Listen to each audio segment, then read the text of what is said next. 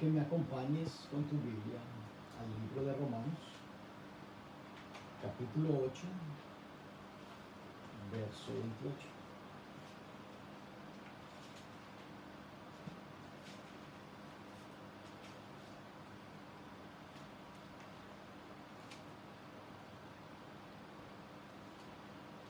Ya estás ahí en Romanos 8, 28. Es un versículo que desafía nuestra lógica natural de percibir las cosas. Dice el verso 28, y sabemos que a los que aman a Dios, todas las cosas les ayudan a bien. Esto es, a los que conforme a su propósito son llamados. En ese verso podemos encontrar una declaración que Dios hace, pero es una declaración no para todas las personas, sino para un grupo de personas, ¿verdad? La declaración que Dios hace dice de que a los que aman a Dios, todas las cosas les ayudan a bien. Eso es una promesa. Pero el grupo de personas al cual les pertenece o alcanza esa promesa es a los que le aman, ¿verdad? Entonces, muchas veces queremos el beneficio, pero no queremos el compromiso. Entonces hay textos bíblicos que por el hecho de que nosotros seamos hijos de Dios, muchas veces queremos el resultado sin habernos comprometido. Y en la palabra todo genera un compromiso, porque aquí se trata de una relación, no se trata de religión.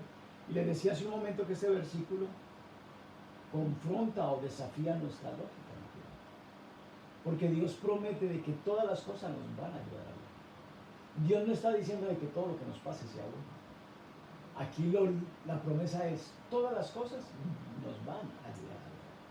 Cuando nosotros vemos nuestra vida personal, nuestra vida familiar, vemos el entorno de situaciones que otras personas viven, vemos el entorno que otras naciones viven diferentes a la que nosotros vivimos. Y yo veía este versículo, a los que aman a Dios todas las cosas les ayudan a bien. Pensaba por lo menos en la gente en Venezuela, que sufrió pérdida, que sufrió muerte, que hay tragedia, que hay escasez, que hay crisis. Allá en Venezuela hay gente que ama a Dios.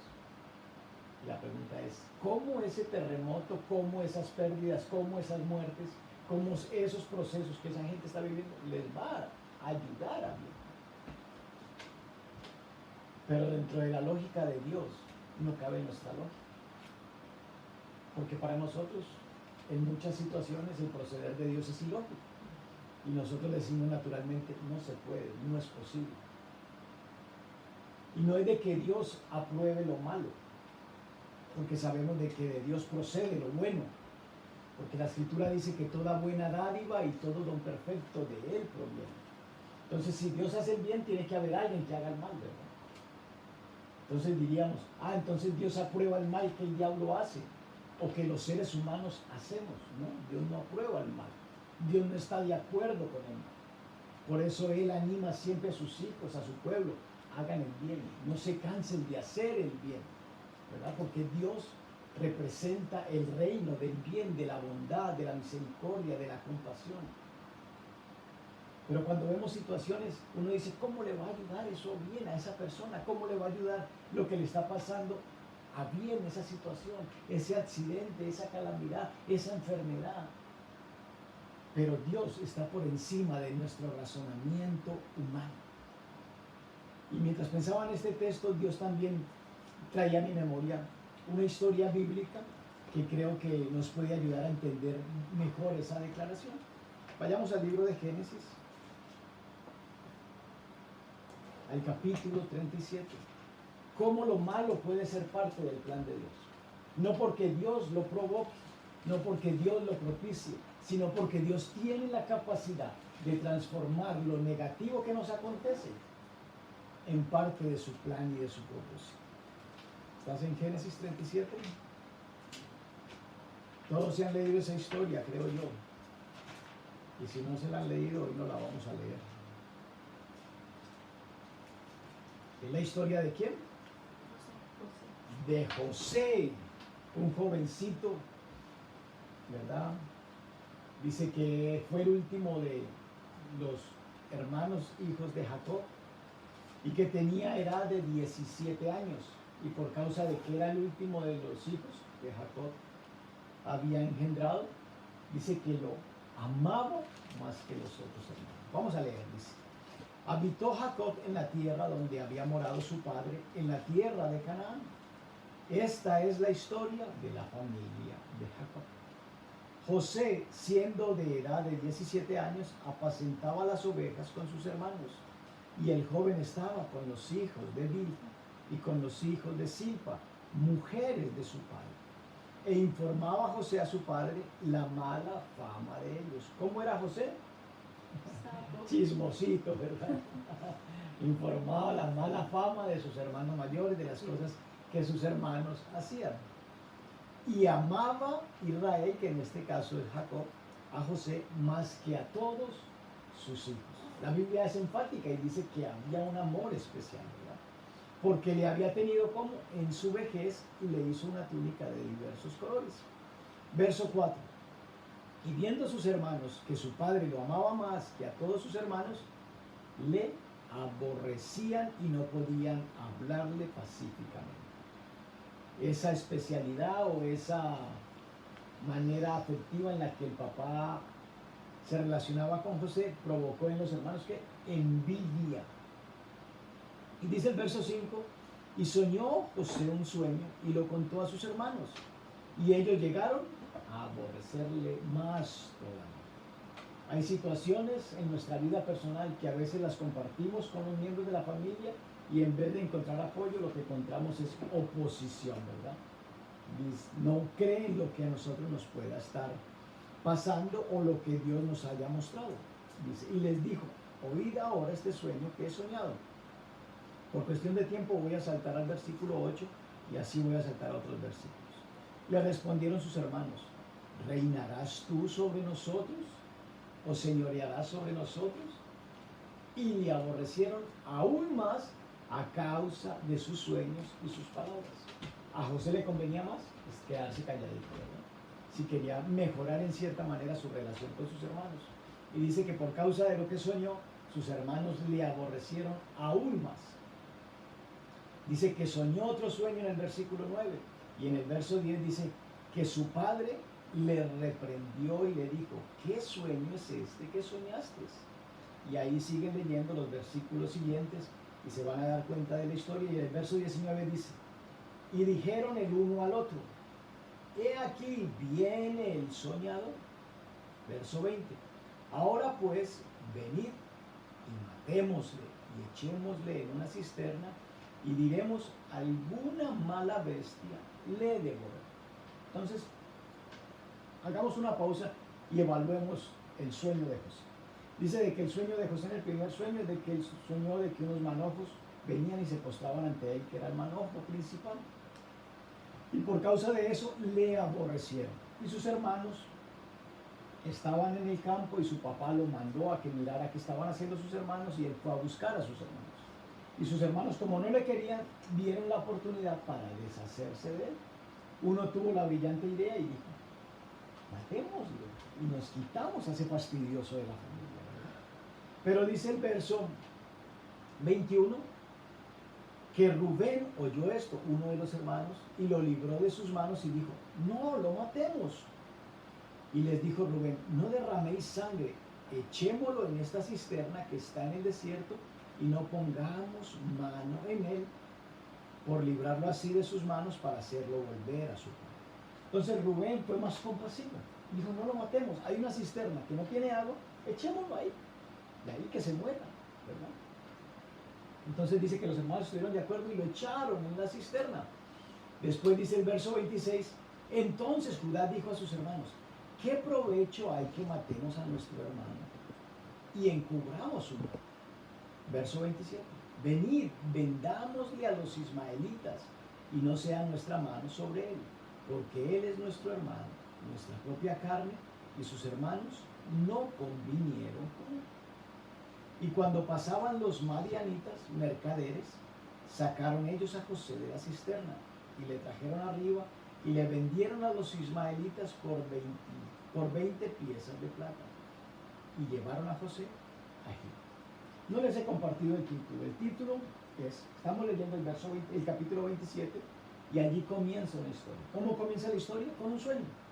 Y el título del mensaje es, ¿qué capítulo estás viviendo? Entonces José comienza su vida o su relación o su aspiración, su anhelo, su sueño, su deseo. José tuvo un sueño literal, él se durmió. Pero nosotros puede que no tengamos sueños literales producto de habernos acostado a dormir, sino que Dios puso algo en nuestra mente, en nuestro corazón, un anhelo, un deseo de querer realizar algo, de llevarlo a cabo. Dentro del sueño que tuvo José, cuando uno lee la historia, se da cuenta de que con la reacción de sus hermanos, el sueño se va deshaciendo. ¿Cuántas cosas de las que Dios ha puesto en tu vida, en tu vida, en tu vida o en mi vida, no se han dado como anhelamos, no se han dado como queremos? Y en el momento en que no se dan las cosas como nosotros anhelamos o queremos o esperamos, lo primero que podemos decir es, ¿será que estoy haciendo lo correcto o estoy en lo incorrecto? Y dice de que Josué, después de tener un sueño, lo tiraron a una cisterna. Después otro dijo, no, saquémoslo y vendámoslo a los ismaelitas. O sea, pasó de ser un hijo amado a ser un esclavo. Si tú tienes un sueño y tú ves de que todo lo que tú has hecho o el desarrollo de ese sueño va en contra de lo que tú crees que es la voz de Dios en tu vida, ¿qué piensas tú hacer? Olvidarte del sueño, ¿verdad? Es lo más fácil. Yo lo miro en mi caso. Una visión ministerial, un anhelo, un deseo, y las cosas no se han dado como uno quiere. José, dentro de lo que Dios le mostró, que era un sueño profético con un fin extraordinario, ¿qué fin extraordinario es ese? Cuando primero mis hermanos piensan matarlo, cuando otro es compasivo y dice, no, echémoslo en una cisterna, cuando otro dice, no, vendámoslo y ahorita es un esclavo. Entonces, con precedentes como eso, uno al leer el texto de Romanos y escuchar, todas las cosas ayudan. ¿Cómo podía ayudar eso a la realización del sueño de la película? ¿Cómo podría? ¿Dios estaba aprobando lo que los hermanos de José estaban haciendo? Dios no estaba aprobando eso. Dios no aprueba muchas cosas de las que nos están sucediendo. Pero lo que el texto dice en Romanos es de que Dios no desperdicia oportunidad para cumplir el propósito que Él tiene con cada uno de nosotros. Que aunque las circunstancias vayan en contravía a lo que en un momento nosotros anhelamos, soñamos o creemos haber escuchado de parte de Dios, Dios está obrando. Y fue lo que le pasó a José. Volvamos a leer el verso 29 hasta el 36. Después Rubén volvió a la cisterna y no halló a José adentro y rasgó sus vestidos. Y volvió a sus hermanos y dijo, el joven no aparece y yo, ¿a dónde iré yo? Entonces tomaron ellos la túnica de José y degollaron un cabrito de las cabras y tiñeron la túnica con la sangre. Y enviaron la túnica de colores y la trajeron a su padre. Y dijeron, esto hemos hallado. Reconoce ahora si la túnica de tu hijo, si es la túnica de tu hijo o no. Y él la reconoció y dijo, la túnica de mi hijo es. Alguna mala bestia lo devoró. José ha sido despedazado. Con ese reporte que sus hermanos trajeron a su padre, ¿qué concluyó? A José, una bestia lo mató. Ya no existe José. Entonces Jacob rasgó sus vestidos y puso cilicio sobre sus lomos y guardó luto por su hijo muchos días. Y se levantaron todos sus hijos y todas sus hijas para consolarlo. Mas él no quiso recibir consuelo y dijo, descenderé enlutado a mi hijo hasta el Seol. Y lo lloró su padre. Y los madianitas lo vendieron a Egipto. A Potifar, oficial de Faraón, capitán de la guardia. Nosotros podemos ver entonces en la historia de José que está marcada por la injusticia. ¿Qué hizo de malo José? Que era algo chismoso, dice la Biblia. y que eso incomodó a sus hermanos. Pero vemos de que el sueño que Dios le da, ahora todo va en contravía a ese sueño. Vemos entonces injusticia y rechazo por parte de los hermanos de José. El plan de Dios no siempre se revela en el tiempo presente. Y es allí donde muchos caen en desánimo y abandonan el propósito y el llamado de Dios en sus vidas. Todas las cosas ayudan a bien. ¿A quién? A los que leen. Cuando a ti o a mí nos pasa algo malo, ¿cuál es la primera pregunta? ¿Por qué a mí? Si yo estoy comprometido, si yo estoy haciendo, si yo hago, si yo leo, si yo ayuno, si yo doy, si yo hago tantas cosas. ¿Por qué? Pero pensemos también por un momento, ¿cómo el sueño de José se hubiese realizado si él no sale de su tierra? Entonces, dentro de todo el desarrollo, Dios estaba preparando el destino. Pero no solamente estaba preparando el destino, también estaba preparando la persona que iba a llevar el destino. Pero como nosotros vivimos en un mundo natural y todo lo movemos basados en los sentidos, sencillamente cuando algo malo nos pasa o no sucede, decimos, me equivoqué, no era el plan de Dios, esto no es, y abandonamos el sueño. Para José fue un sueño literal, pero para nosotros puede ser un anhelo, una convicción que el Espíritu haya puesto en nuestros corazones. Yo no sé qué convicción, qué Dios ha puesto en tu mente, un anhelo personal, un anhelo familiar, y que tú dices, esto nunca se va a cumplir, porque has visto de que pasa tiempo, pasan años y las cosas van quizás en contravía a lo que tú anhelarías que sucediera. Por eso muchas relaciones no son restauradas, porque piensan, ¿cómo eso les va a ayudar a ti? Muchas empresas no se levantan porque en el primer momento en que vino una escasez económica, concluyen más bien cerremos y no luchan, no perseveran, no avanzan. Muchos ministerios se acaban porque las cosas no se dieron de la noche a la mañana, porque no vimos el respaldo de Dios y abandonamos las cosas. Todos tenemos que enfrentar situaciones, pero esa palabra está escrita. Todas las cosas a los que le aman les ayudan. Dios me confronta a mí. No sé con qué Dios te confrontará a ti, qué tú estarás viviendo. Que Dios te dice, todo te va a ayudar a bien. Dios te nos está diciendo hoy, esfuérzate, sé valiente, no he terminado, no he comenzado. Aunque estén sucediendo cosas negativas, yo las puedo transformar y las puedo usar para cumplir y llevar a cabo mi plan, para cumplir lo que te he dado a ti, tu sueño. Vayamos al capítulo 20, versículo 25, verso 28, del mismo capítulo 37. Y se sentaron a comer pan y alzando los ojos miraron y aquí una compañía de ismaelitas que venía de Galat y sus camellos traían aromas, bálsamos y mirra e iban a llevarlo a Egipto. Entonces Judá dijo a sus hermanos, ¿qué provecho hay en que matemos a nuestro hermano y encubramos su muerte? El verso 27 dice, venid y vendámosle a los ismaelitas y no sea nuestra mano sobre él, porque él es nuestro hermano, nuestra propia carne, y sus hermanos convinieron con él. Y cuando pasaban los madianitas mercaderes, sacaron ellos a José de la cisterna y le trajeron arriba y le vendieron a los ismaelitas por 20 piezas de plata. Allí podemos ver cómo el sueño de Dios se quedó. Ya no soy un hijo amado, ahora soy un esclavo. Yo les dije a ellos que ellos iban a postrar delante de mí. ¿Cómo se van a postrar ahorita delante de un esclavo? Ya no estoy con mis hermanos. El sueño de Dios sencillamente ya no se va a cumplir. Vayamos al capítulo 39. Pero en toda esa trayectoria podemos ver cómo Dios es capaz aún de redimir las cosas negativas que las personas nos hacen. La traición de los hermanos no detuvo el plan de Dios. En el verso 39, verso 21. ¿Comenzamos en qué capítulo? En el 37, ¿verdad? En donde comienza un sueño.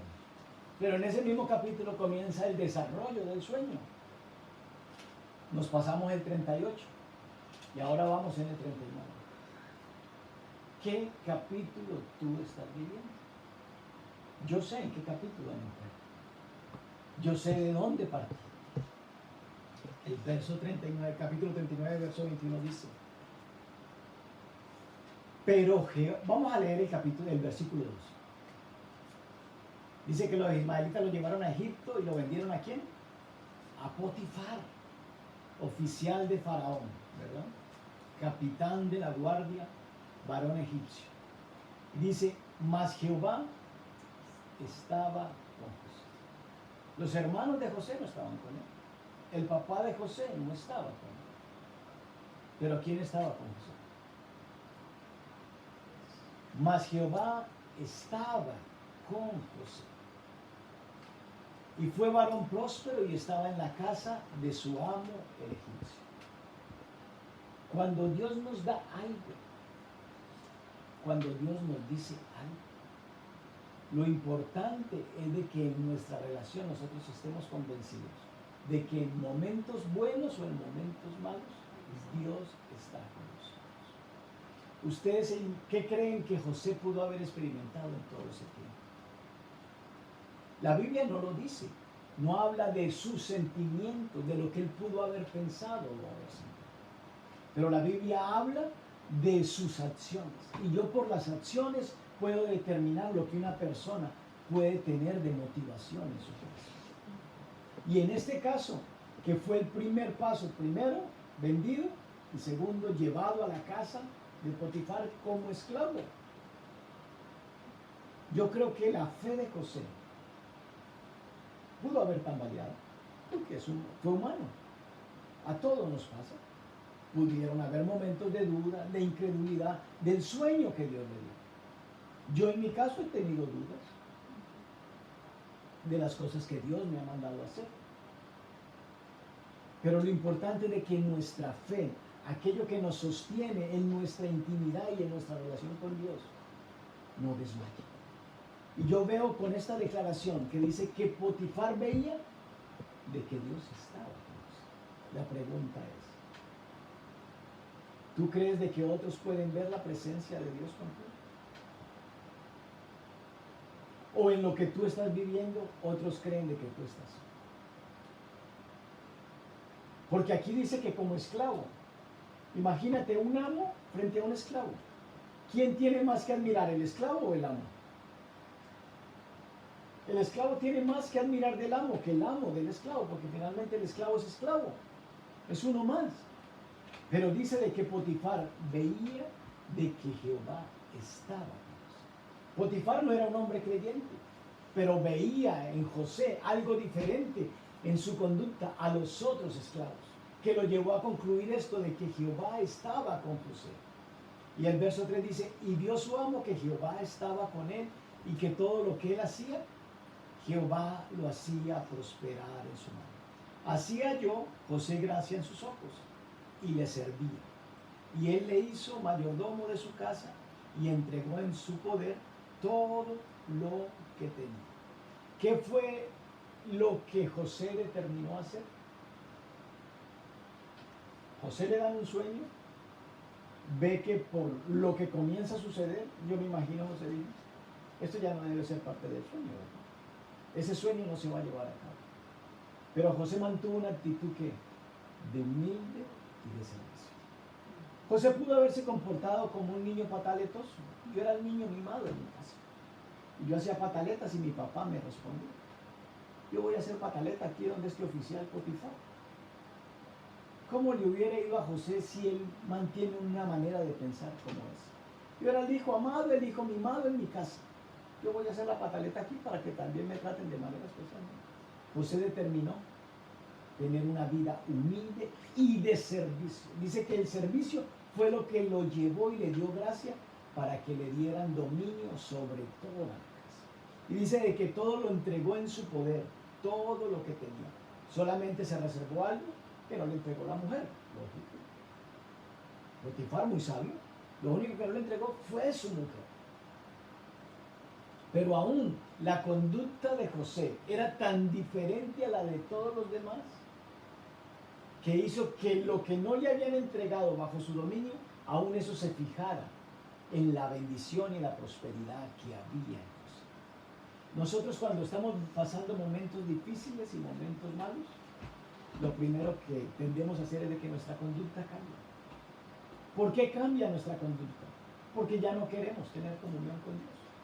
Sencillo, al no tener comunión con Dios por todo lo malo que me pasa, mi conducta cambia.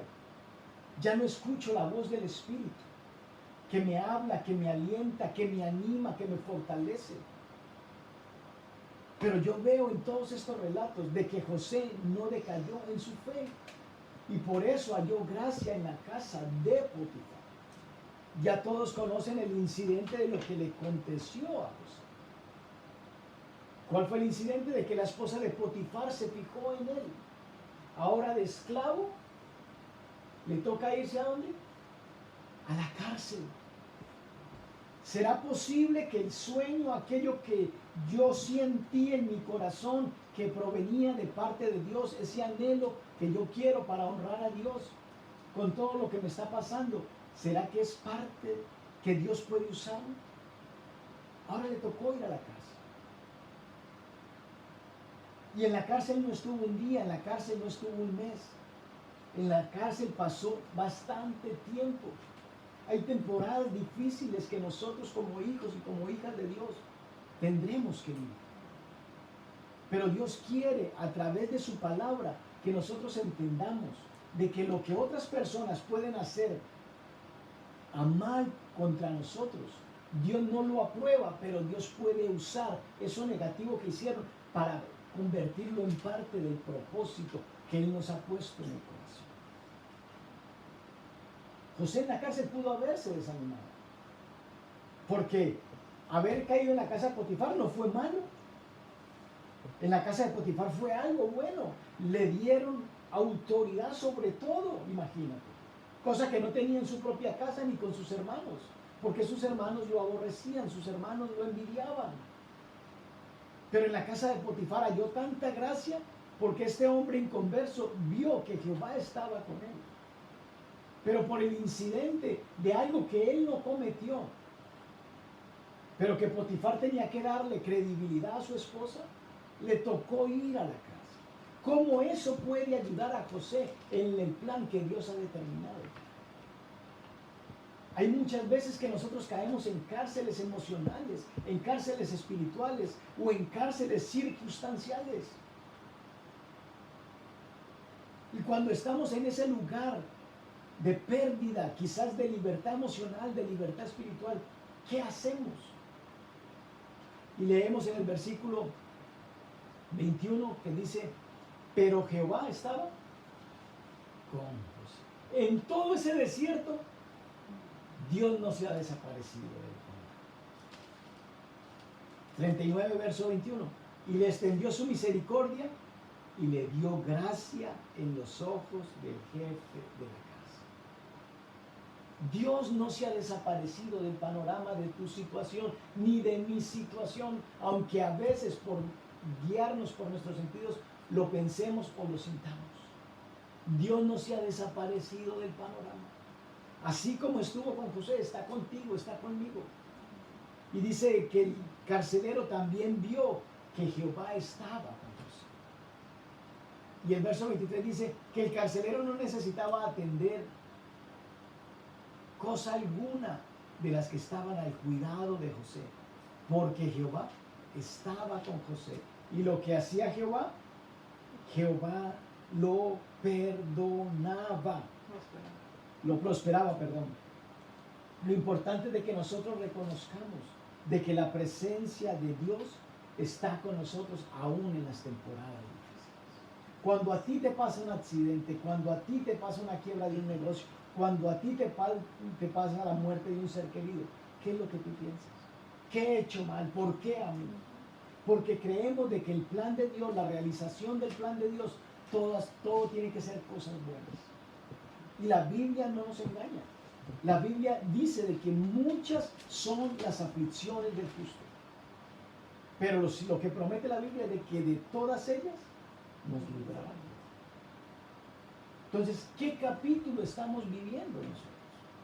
Estamos viviendo un capítulo de desánimo, estamos viviendo un capítulo de derrota, estamos en una cárcel emocional que no nos deja avanzar, en una cárcel espiritual que dice, me equivoqué, este no es mi llamado, me voy a hacer otra cosa, Dios no me quiere para esto.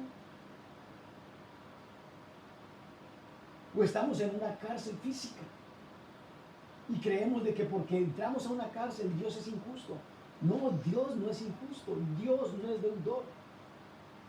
Y en todo este proceso difícil que vivió José, Dios estaba con él. Y yo creo que algo de lo que lo llevó a José a perseverar tantos años de malas situaciones fue su fe. Si José no se aferra a su fe, si José no se aferra a la relación que él tenía con su Creador, si José no se aferra al sueño que Dios le dio por las experiencias que él estaba viviendo, hubiese abandonado eso. Pero Dios utilizó todas estas cosas, no solamente para acercarlo al lugar que Dios le tenía terminado para cumplir su sueño, que era Egipto, sino que Dios también tenía que preparar el carácter de eso. Dios usa los talentos, Dios usa las habilidades, Dios usa el conocimiento. Pero eso no es suficiente dentro del plan de Dios. Dios necesita formar en nosotros carácter. No porque tengamos un don, una habilidad, un talento, es suficiente. Dios necesita formar en tu corazón y en mi corazón. Y creo que Dios nos da este mensaje para animarnos a que no desmayemos. De que Dios aún está con nosotros. De que Dios prometió que no nos abandonaría. Si estuvo con José, ¿qué hizo de malo José? José no pidió soñar eso. Fue algo que Dios le puso. No fue algo que él se imaginó. Fue algo que Dios puso en su corazón. Pero imagínate con un sueño como ese, ¿tú qué piensas? ¿Todo va a ser color de rosa de aquí en adelante? Mis hermanos se van a postrar, me van a servir, mi papá también me va a servir. Pero no fue así. Fue todo lo contrario. Dios nos permite dentro de todo el proceso que tenemos que vivir, nos permite vislumbrar cosas, nos permite visionar cosas, pero no sabemos cómo va a ser el desarrollo para llegar a ese destino. Dios sí lo sabe, porque Dios no desperdicia situaciones. Toda la familia de José estaba involucrada.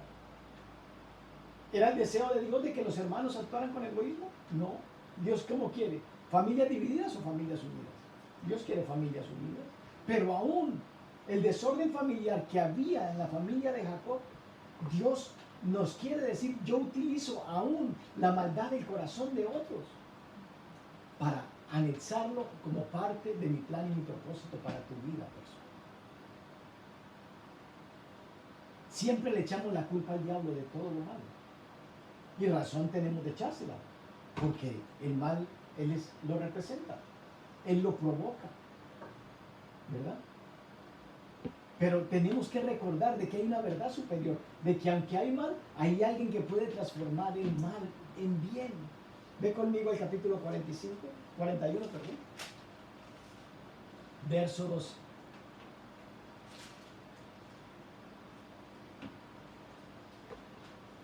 Entonces salió de su tierra, lo metieron en una cisterna, lo vendieron a los ismaelitas, lo compraron como esclavo, lo vendieron a Potifar en Egipto tuvo autoridad en la casa de Potifar, pero por causa de una calumnia que la esposa de Potifar creó, le tocó ir a la cárcel, y no fue un día, no fue un mes, fueron varios años. Y ahora vemos en el capítulo 41, verso 12, estaba allí con nosotros un joven hebreo. No, perdón, me voy a regresar al versículo 23 del capítulo 40, dice, y el jefe de los coperos no se acordó de José, sino que le olvidó. ¿Okay? Ahorita sí entremos al capítulo 41, verso 12. Estaba allí con nosotros un joven hebreo, siervo del capitán de la guardia, y se lo contamos, y él nos interpretó nuestros sueños, y declaró a cada uno conforme a su sueño. Y aconteció que como él no lo interpretó, así fue. Yo fui restablecido en mi puesto y el otro fue colgado. Entonces Faraón envió y llamó a José. Y lo sacaron apresuradamente de la cárcel y se afeitó y mudó sus vestidos y vino a Faraón. Y dijo Faraón a José: yo he tenido un sueño y no hay quien lo interprete. Mas he oído decir de ti que oyes sueños para interpretarlos. Respondió José a Faraón diciendo: no está en mí. Dios será el que dé respuesta propicia a Faraón. En nuestra vida van a haber tiempos de silencio, que esos tiempos de silencio nos van a hacer permanecer o nos van a hacer resistir. ¿Cuánto tiempo pasó José en la casa? Él tuvo una relación con un copero. Y dice que dentro de esa relación que hizo con ese otro preso, le interpretó un sueño. Y ese copero fue restituido a su puesto, que era el copero de Faraón. Pero dice que cuando él se fue, pasó tiempo y él se olvidó de eso, de esa experiencia que él había tenido en la casa. Los tiempos de silencio en donde vemos de que no pasa nada. Dios no está orando, Dios no está metido en el asunto. Es cuando Dios está haciendo algo que pronto va a florecer. Dice que de repente el jefe del copero tuvo un sueño, Faraón, y el copero automáticamente se acordó. Dijo: en la cárcel yo conocí a un preso, a un ganguero que metieron allá, ¿verdad? Y ese me interpretó a mí el sueño y dice que Faraón lo mandó a sacar. Y José se cambió, se afeitó y se fue a esa entrevista. Iban a comenzar a cambiar las circunstancias de adversidad a prosperidad. Porque dentro de todos estos capítulos, ¿qué prosperidad hemos visto en José? Yo no he visto ninguna. La Biblia dice que Potifar vio que todo prosperaba, que el carcelero vio que todo prosperaba. Pero yo como espectador en la vida de José, yo no veo ninguna prosperidad. ¿Qué prosperidad hay de que la casa en donde estoy siendo mayordomo me sacan y me meten? ¿Qué prosperidad hay ahí? Eso ante los ojos del mundo, eso es un fracaso. No, yo no veía prosperidad. Pero dice que Potifar veía prosperidad y que el carcelero veía prosperidad. Y ahora dice que José entonces vino ante Faraón. Pero José, ¿qué mantuvo? Humildad. Humildad. ¿Qué dijo? No está en mí. Dios será el que dé respuesta propicia. Yo no sé si con una situación como esa tú todavía estarías considerando de que Dios está en control de las cosas y que Dios es el que va a responder. Yo creo que es difícil perseverar y llegar hasta ese punto con convicciones firmes de decir: Dios sí te va a responder, cuando en mi propia vida no tengo un testimonio para mostrarle a esa persona de lo que Dios ha hecho. Dígame, ¿qué testimonio tenía José que lo alentara a él, que lo convenciera a él de pararse con seguridad ante Faraón? Por el contrario, yo me sentiría abrumado. Me dieron un sueño en donde me convirtieron en esclavo, tuve un respiro por un tiempito en la casa de un oficial y de allí me mandaron a la cárcel. Y ahora vengo de la cárcel a donde otro hombre de autoridad. ¿Qué testimonio tengo yo? No tengo ningún testimonio. El único testimonio que había era el de un copero que daba fe cierta de que ese hombre había declarado palabras que se habían cumplido. Pero cuando no hay testimonio que tú digas: yo tengo esto para testificar, ¿con qué valentía tú te paras ante un hombre de autoridad? Pero él dijo: yo sé que no es tan, solo Dios puede dar la interpretación. Ahora vea el capítulo 45. ¿En qué capítulo estás viviendo?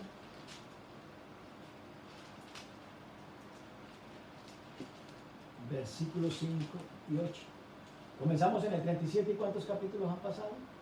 Yo no sé en qué capítulo te encuentras tú, yo sé en qué capítulo. El verso 5 del capítulo 45 dice: ahora pues no os entristezcáis, ni os pese de haberme vendido acá. Porque para preservación de vida me envió Dios delante de vosotros. El plan de Dios no siempre se mueve al ritmo nuestro. El plan de Dios tiene su tiempo. ¿Cuánto? No sabemos. Pero Él ahorita tiene la oportunidad de encontrarse con sus hermanos. Si fueras tú, José, ¿qué hubieras hecho? Dios me está dando la oportunidad.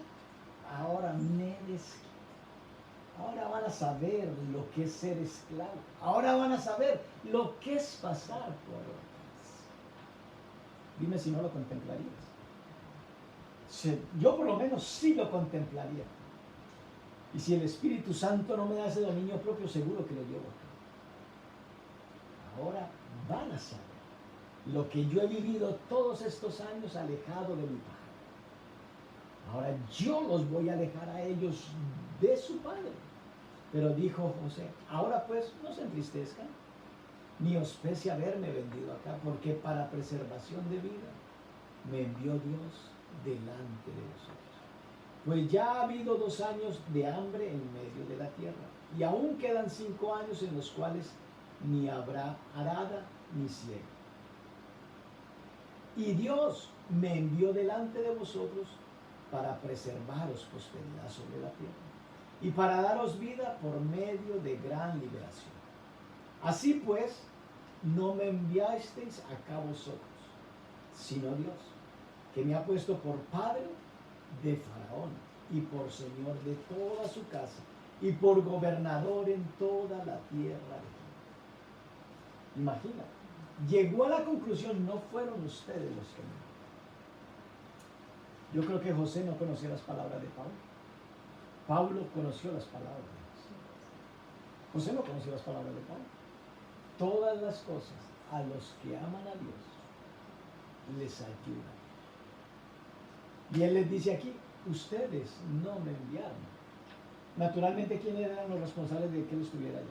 ¿Los hermanos? ¿Sí o no? Pero él les dice, ustedes no me enviaron. Todo lo que ustedes provocaron, mi Dios que es bueno, lo usó como parte de su plan y su propósito para cumplir el sueño que un día me dio. Ese sueño que hizo que ustedes me aborrecieran más. Pero nosotros no vemos la vida de esa manera. Nosotros vemos la vida por lo que nuestro sentido nos muestra. Nosotros vemos la vida por los comentarios de otros. Si otros dicen de que tú fracasaste, tú dices sí, yo fracasé. Pero lo importante hoy es que nosotros entendamos de que nosotros estamos en las manos de Dios. De que Dios, en la etapa que te encuentres, en el capítulo que te encuentres viviendo, Dios está contigo. Y si Dios dio gracia a José, y si tú eres un hombre y una mujer que te esfuerzas en amar y en obedecer a Dios, Dios va a usar lo malo que te hayan hecho, lo negativo que te esté pasando, para realizar el propósito que ha determinado con tu vida, con tu familia, con tus negocios o con lo que Él te haya llamado. Porque ustedes no me enviaron acá. Vayan ahora al capítulo 50. Versículo 20.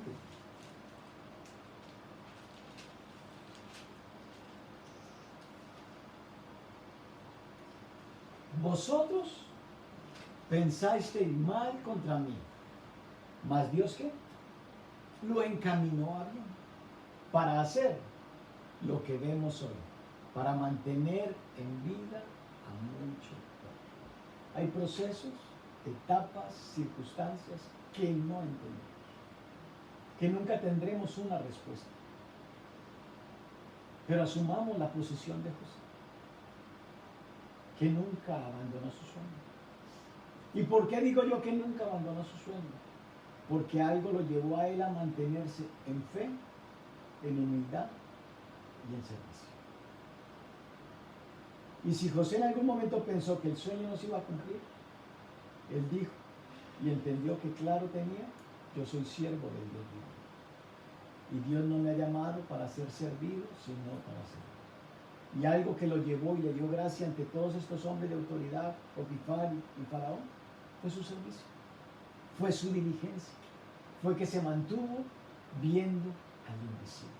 Dios te dice hoy a ti y a mí, no importa en el capítulo de tu historia que te encuentres viviendo, probablemente ya has concluido de que yo te abandoné, que lo que te prometí o lo que un día puse en tu corazón como una convicción no se va a llevar a cabo. Pero Dios te dice, no desmayes, avanza, avanza. No apruebo lo malo que te está pasando, no apruebo lo malo que han dicho de ti, no apruebo lo malo que te han hecho, pero uso todas esas cosas. Mientras tú estés dispuesto a creerme, yo voy a preservar tu corazón para que te mantengas íntegro y aún en la prisión, aún en el valle de sombra de muerte, tú puedas continuar viendo mi gloria. Y Josué vio la gloria de Dios todo el tiempo. De lo contrario, ese hombre no se mantiene y no puede llevar a cabo lo que llevó a cabo. Y él concluye su posición perdonando. Algo que nos impide avanzar es la falta de perdón. Pero cuando nosotros reconocemos de que el hombre sin Dios solamente está a hacer lo malo, entonces nosotros con Dios podemos hacer todo lo bueno. Por eso él pudo revestirse de ese pensamiento y perdonó a sus hermanos. Y les dijo, no se entristezcan,